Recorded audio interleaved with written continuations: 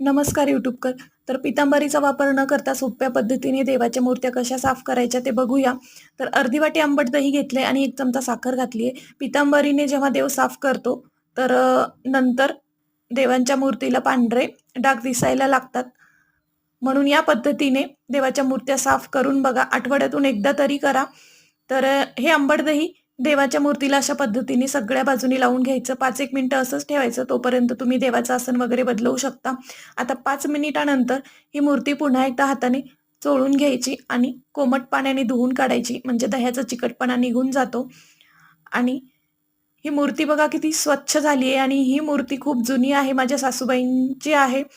तर बघू शकता अगदी दुकानातून आणल्यासारखी मूर्ती निघालेली आहे देवीची.